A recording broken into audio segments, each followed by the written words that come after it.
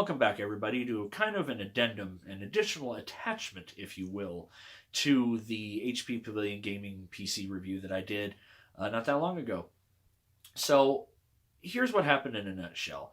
I tried an experiment, an experiment resulting as a failed experiment resulting from a failed experiment. So, short version of the story. What happened was that my brother put together a PC in a Golden Field case with the Asus ROG Strix board there behind me, and he had a he had a AMD Ryzen 3 second generation Ryzen. I don't remember exactly which one it was. You'll have to forgive me. But what happened was he was overclocking, and he just overclocked one core. This is my brother John, the other half of Grumpy Bros Media. And so he fried his CPU. His computer wouldn't post. The board gave us a CPU LED error code. So we decided, okay, we'll take his parts out, and we'll take the parts that I think, were good in the HP Pavilion and put them in there. That's the Ryzen 7 1700, the 16 gigs of RAM, the RX 550, and the hard drive. So I put all those things in there, and it would post. And as a matter of fact, I'll kind of show you a video of some of what happened there below. It would post, and it would let me install Windows up to a point. It would let me install Windows and let me, sign into my Microsoft account and everything. But it would either crash before it got to the desktop, or it would get to the desktop. It got to the desktop a couple times, once for probably about 30 seconds till I tried to install Chrome, and then it crashed.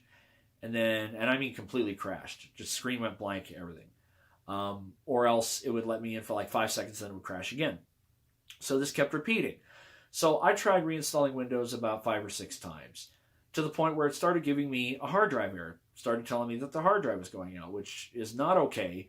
It's a Seagate Barracuda 1 terabyte hard drive. It's a decent hard drive. So the hard drive started to give me errors, and the boot USB started to give me errors, telling me that it couldn't install Windows from that anymore. So I had to go back, recreate the boot USB, reinstall Windows, to the point where after I started getting enough hard drive errors, I said, okay, let's stop here because this experiment obviously failed.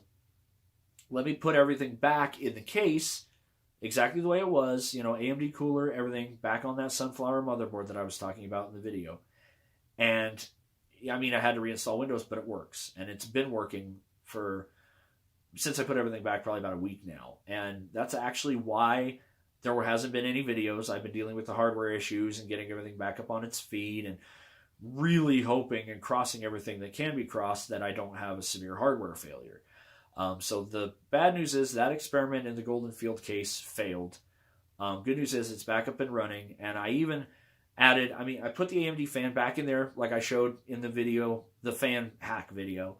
But I also put some Viper heat sinks on the RAM, and just tried to bling it out best I can. So I'll go ahead and show that. But before I do, I guess the last thing that I want to say to kind of sum everything up is, when you're buying a pre-built computer like this, the manufacturer intends for all those parts to be used in that way with that motherboard. You might be able to do something as, move the CPU onto a different motherboard. That might work. As far as like the GPU, I doubt it, because it seems to me like kind of a lower tier version of an RX 550. Almost like it was made, to go in that computer instead of aftermarket being sold on the shelf in its own box. The RAM definitely is a problem, because it's a well-known fact that the first-gen Ryzens are really dependent upon the frequency of the RAM. If you don't have a high enough frequency of RAM, you can't keep the processor fed, and it crashes. So that might be it. That's really the only conclusion that I can come to, is that these parts are not made to go in another case, in another configuration, on another motherboard. They're meant to go in this computer.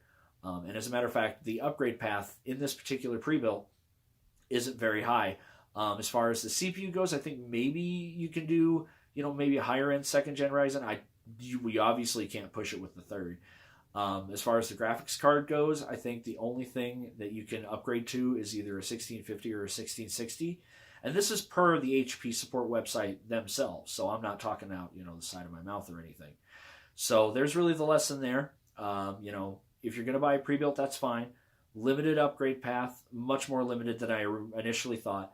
Don't get me wrong, I'm not slamming HP or this computer. I still use this computer.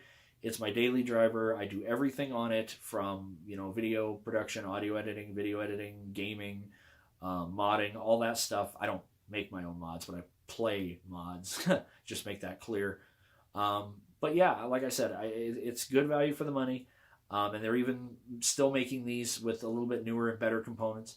I'm really interested actually to try out the HP Omen Obelisk, which I think was PC Gamer or PC Mag or Wired or one of those, is saying that that's the best pre-built that you can buy. So, I mean, and that's just right off the shelf. That's not even calling and ordering. I mean, you can walk into a Best Buy and take this thing out the door now. So, but that's kind of my addendum and kind of my explanation as to where the video situation has been. I'll stop rambling and we'll go ahead and take a look at the little bit of blingage that I've managed to get out of this case. Okay, so we're taking a look inside the HP there again. Like I said, I got the AMD fan back in there. It might be a different orientation. I'll have to go back and look. I really wasn't paying attention because, to be honest, I was kind of fried from the whole failed process. And if you look, you can see the heat sinks I got on that RAM. And I've been running with the side off just because I was noticing, and I've been noticing actually, a little bit of thermal issue. It has been kind of warm in there. So, and another planned, I can't say it's an upgrade, but another planned thing, I guess, that I'm planning on doing is installing a second hard drive just to format it, just so I have it. I have a backup SATA drive. It's a little bit older, but I was trying to install 2 Windows to it, and it was saying something about a really weird formatting that I'd never seen before. So, and the hard drive is kind of interesting in this particular form factor case. You screw it in with these 4 screws here, these 4 here, and it's screwed in right there. You can install a second hard drive here, and it's the same thing, 4 screws again. But another hard drive will go there, and that's what I'm planning on doing.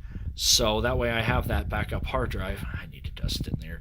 And as you can see, everything's, again, it's HP. It's very proprietary. I'll go ahead and show you the RX 550 card there.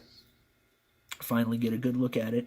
See what I mean? It's not even a full heat sink on that card. It's very strange. But like I said, it works for my purposes. It does everything I need it to do for now. I will, I do plan on upgrading, but that's kind of the end of things for the HP Pavilion Gaming PC for now. My heater just kicked on. It's very loud. I apologize.